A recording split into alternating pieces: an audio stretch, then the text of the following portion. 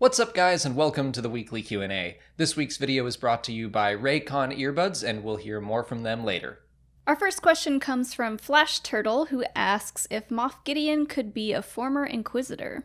This is kind of coming off some news or an interview from Giancarlo Esposito, who was talking about Moff Gideon and, the fact that he has the Darksaber. I don't know. I mean, obviously he knows what's going on in Season 2. I couldn't tell if he was legitimately teasing something or if he's just saying, I don't know. But the fact that I have the Darksaber, I think he said something along the lines of, it means I can handle my business. I know how to use it. But why? Is he Force sensitive? Is he an Inquisitor?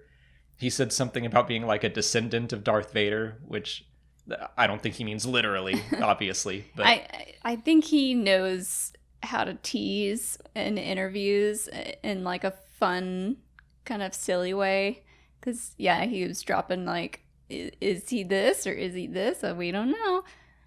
But what do you think? A former Inquisitor? I don't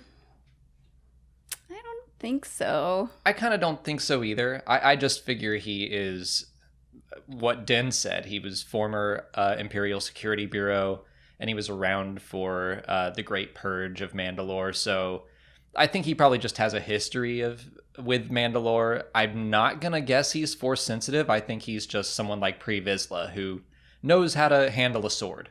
Yeah.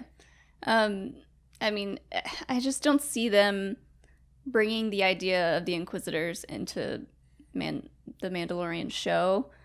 They could say that he was a former Jedi hunter.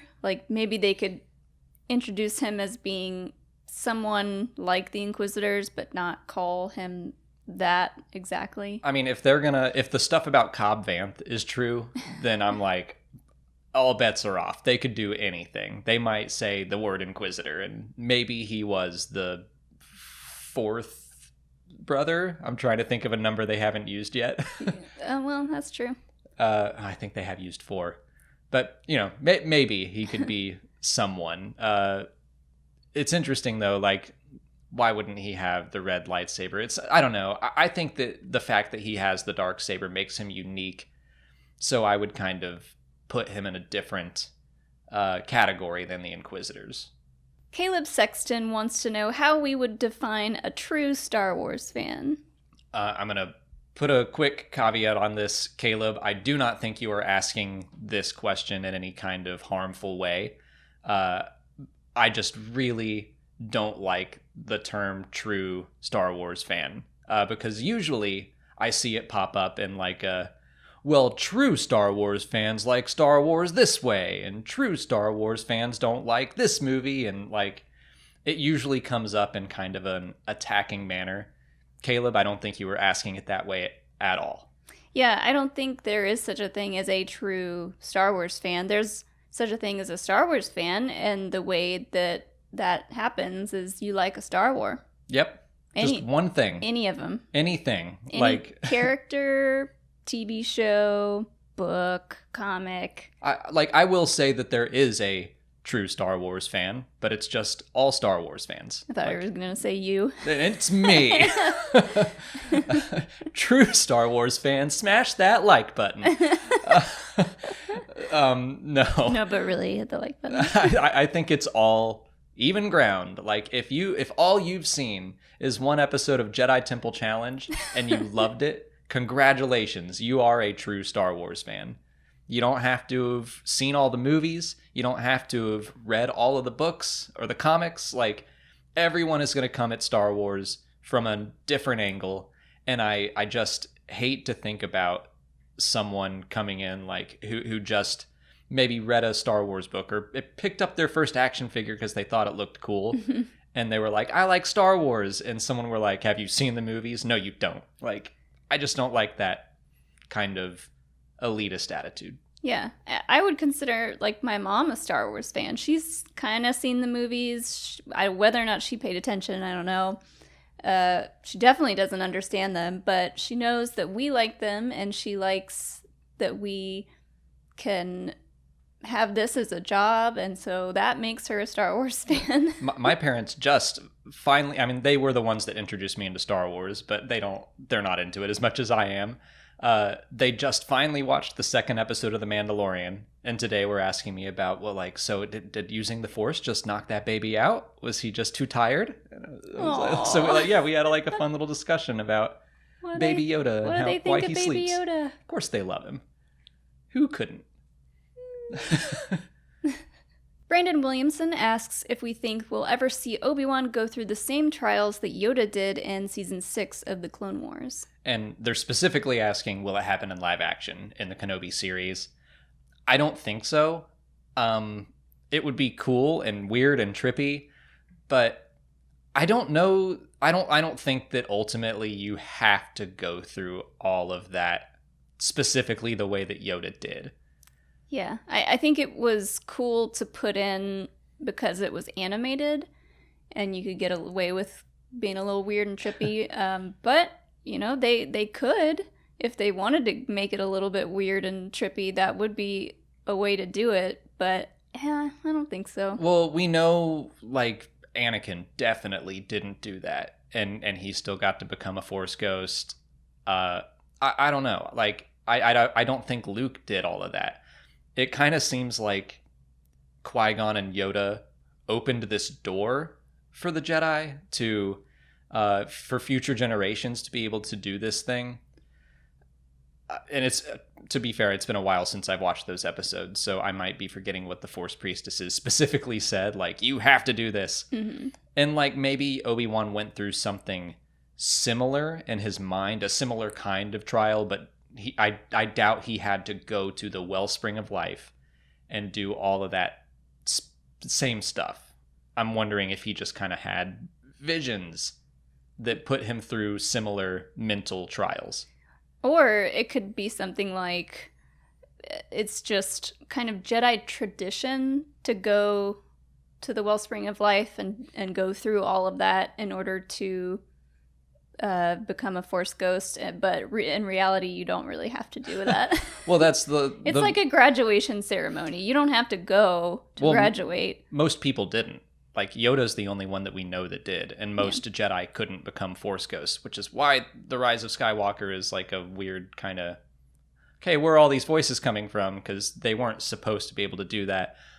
But maybe Yoda doing that made it possible for even the ones that were already dead to kind of come back, sort of. Or maybe it just made him a better Force ghost because he can do lightning with his finger. Maybe. Every time we see Force ghosts, they seem to be a little bit different, a little bit more powerful. But no, I'm not expecting that to be a part of the Kenobi series. Although I think one of the trials was like you have to face your darkest self. Yoda faces like an evil version of himself, and then maybe Obi-Wan could do something like that, or an analog of his darkest self or his failures or something. Yeah. BB Nate wants to know why Din Djarin and so many other people seem to be unaware of the Jedi. So, yeah, I have seen this question pop up a lot, not just for like Din, but even the people at the time of A New Hope seem to have just completely forgotten about the Jedi and written them off, and they're like this thing of the ancient past. But for Din, we're talking like 25 years after the Purge. So how have they been completely forgotten? Well, the way I look at it is that I'm a much better student of Star Wars history than real world history. Like, if you go back not even that long, like, I couldn't tell you that much. And I mean, we're talking about the Star Wars galaxy is like trillions of beings, and there were only ever 10, 12,000 Jedi. So most people have never seen a Jedi in person. They've heard stories, and now they're gone. Like, so there's no one talking about them anymore. Yeah. It doesn't take long for people to be forgotten, especially when, like, the Empire is actively trying to destroy all records of them. Yeah. It makes me think of when we watched Hamilton, and I was like, oh, I didn't know a lot of these stories with these famous people of our history until someone sang about it. To be fair, that was, 200 years ago? Yeah. So there is that, like, but we're also talking about just one planet and, like, some major people in our country's history that you're right. Like, I knew who Alexander Hamilton was, basically. I knew he was shot by Aaron Burr, and that's about it. And I knew that because of that milk commercial. You remember that? No. That was like a Got Milk commercial that was directed by Michael Bay, fun fact. Anyway, that's like why I knew anything about Alexander Hamilton and Aaron Burr. Getting off topic. Well, not really, because I'm just saying, like, I think that a lot of people aren't great history students. I'm just speaking from my own experience. I should be better about that. And I would assume that most people in the Star Wars galaxy are just not that well connected with their own history, especially when you think about it. The Jedi were just like this tiny, tiny fraction of people in the galaxy as a whole. Yeah. And I don't know, like, just growing up knowing that the Jedi were wiped out, you just assume that they're gone.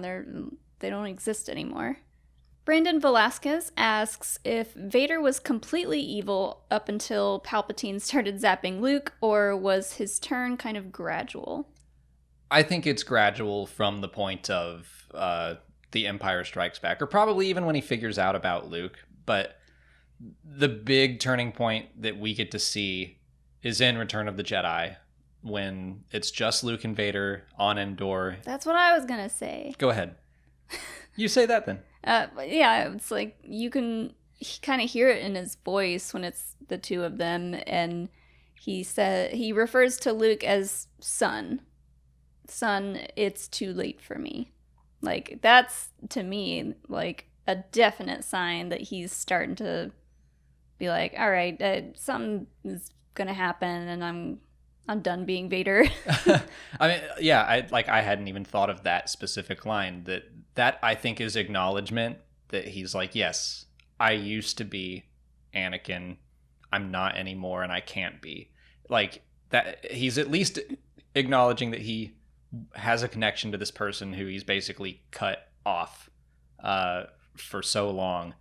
But I was also going to add on, there's like this lingering shot after Luke is taken away.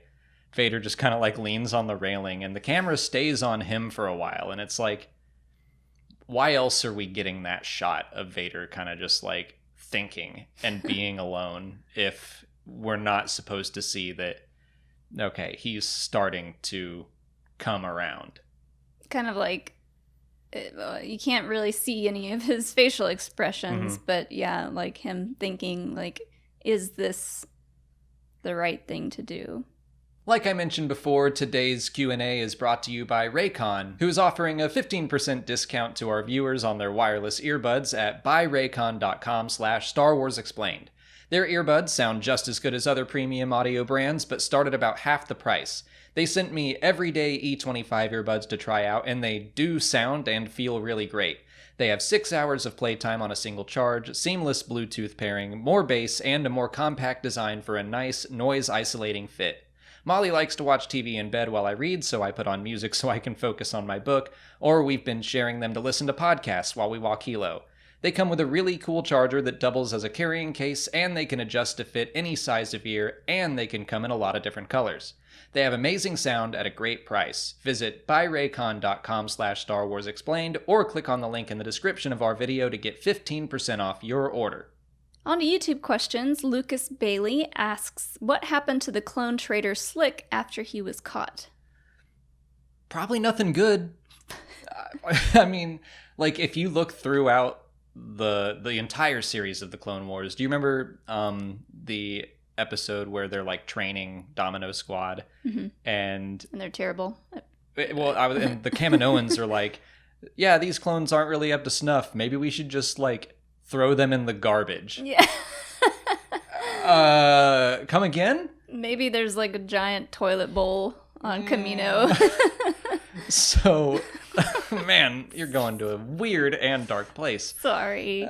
But I don't think most of the galaxy viewed the clones as, you know, people when they obviously should have been. So if they hear like, oh, one of our clones is a traitor, I don't think they treated him with any kind of respect. They probably flushed him down the Camino toilet.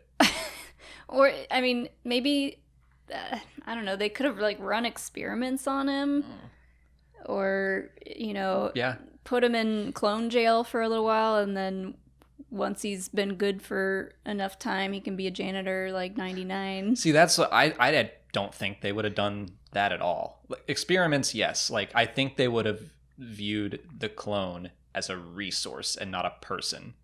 And they would have decided whether or not, well, is it worth it to keep him around for something that I'd rather not think about, experiments or testing or whatever, or do we just throw him away? Maybe that's what happened with the Bad Batch. Maybe there's some way to like wipe their memories and do experiments on them, and then you get a big one and a real smart one. And that is like, we're getting way off topic now, but like talking about the Bad Batch and whether or not they happened on purpose or on accident, it's like, okay, well, these guys are 20 years old, which means they were grown 10 years ago. So I don't know when they would have found the time to be like experimenting on clones, unless they also have like a crazy rapid age thing going on. Maybe they come out 20. I don't know. But yeah, I don't know. It's weird when it comes to the Bad Batch. I'm interested to see if they go into their past at all. Scout the Dog 1 Animations wants to know why the Rebels didn't try to reactivate some of the battle droids to fight the Empire. Couple reasons. The first being the battle droids were mostly like deactivated and destroyed. You can see multiple stories where it's like they're just trying to dismantle everything that the Separatists ever had. But then we also get that Star Wars Rebels story where they find some battle droids and they're not really as effective as they used to be. Yeah, and R2 gets his own little squad in the Clone Wars. That's true. Of battle droids. Yeah, but we're talking about like the Rebellion. Yeah. Those battle droids were great. They were effective and they had honor. Yeah. And they died bravely. Yeah. But by the time of the Galactic Civil War, I just don't think battle droids were around, and the ones that were weren't really up to fighting caliber anymore. Revloid 2000 asks how Del Miko recognized the Dauntless in Battlefront 2 when it's just a standard-looking Star Destroyer. Yeah, so how do you differentiate one gray triangle from another gray triangle? What they're talking about is that it's not like the Chimera, which is a Star Destroyer with like a big painting underneath it. It genuinely has no discernible markings. I have to assume they have like scanners or something. Like there's a beacon that shows up in their TIE fighter and he's like, oh, it's the Dauntless. I mean... Yeah, maybe there's like some code number that they know that's the Dauntless, that's the Executor, that's whatever other names. You just like dropped all of those Star Destroyer names out of your head the second the Star Wars tournament's over. Yep, they're all out of there. I like to think there's somewhere on there's a bumper sticker, maybe a baby on board thing in the window baby somewhere. Yoda on board. Yes. I mean, maybe Del Miko is just that good that there's like some battle damage specific to the Dauntless that he's like, oh yeah, that's the Dauntless. Maybe he's just always doing that and he's always annoying to the rest of Inferno Squad. Yeah. He's just a real Star Destroyer nerd. Christopher Helton wants to know why the Sith follow the rule of two. It doesn't seem very selfish. Yep. I mean, that's right. But that's why the rule of two was kind of this unprecedented thing. And mostly I'll be talking about Legends because we don't know as much about the rule of two right now. But still the history is very much the same, is that for a long, long time, the Sith were trying to take over the galaxy with big numbers, but they kept fighting within themselves, so they couldn't really gain traction. And Darth Bane comes along and he's like, look, we can't keep doing this. And he was like the one person that saw, if we just have two and we work in secret, then we can amass more and more power. It was like kind of an antithetical to the dark side way of thinking. I mean, like ultimately, it still is selfish if that's their goal. That's true. No, that's just a good like point. Putting that rule into place in order to ultimately take over using the dark side still sounds selfish to me, but they had to suck it up a little bit. Instead of sharing power, which they just couldn't do anyway, but you're not even attempting anymore. It's like, no, I'm going to keep all this power for me and for my apprentice, and the apprentice is going to want to take more and more and more until they kill the master, and then the cycle repeats and repeats. But that's ultimately the lesson of the Sith, is that they just cannot cooperate. They can't work together. They're always trying to kill each other. Yeah, and Palpatine super broke that rule. That too. I mean, I think that's probably a lot of people or a lot of Sith throughout the generations were probably breaking that rule. But Palpatine, yeah, super breaks it. The RM Network asks, if Yoda were to mind trick someone, would they repeat what he said, but in his backwards Yoda speech? So they talk about how whenever someone mind tricks someone else, whatever they say is then repeated back, like, these aren't the droids you're looking for. These aren't the droids we're looking for. So if Yoda did that to someone, do you think they would then weirdly say it the same way he did? I mean, it's funny to think yes, but I think no, because that's not the case in Rise of Skywalker when Rey mind tricks those guys. Like, she says something and they take it a step further. Like, we're super glad we're here. They and it. Yeah. You're glad to see us. Welcome. That is true. It's not a case of they always repeat it. I think it's, especially in A New Hope, we're trying to show that what's happening, that ObiWan is influencing this mind. But for the sake of argument, let's say that Yoda tries to mind trick a stormtrooper. Does he then say it in his own way, or does he repeat Yoda's words? I think it depends on if Yoda wants them to or not. Maybe it takes a little extra effort to be like, I want you to say exactly this. I kind of view Yoda trying his hardest to not speak in his normal way and just be like, nope, I can't make it weird, because if he talks like me, everyone else is going to know something's wrong. That's what I think would be funny, is if a stormtrooper just like started talking like Yoda and everyone else is, what's wrong with Frank? That's all the time we have for questions today. If you want to leave a question for next week's video, just put it in the comments below or sign up for Patreon to join our weekly Q&A discussion. If you haven't already, please like this video, subscribe to the channel, follow us on Twitter, Instagram, and Facebook. And as always, thanks for watching, and may the Force be with you.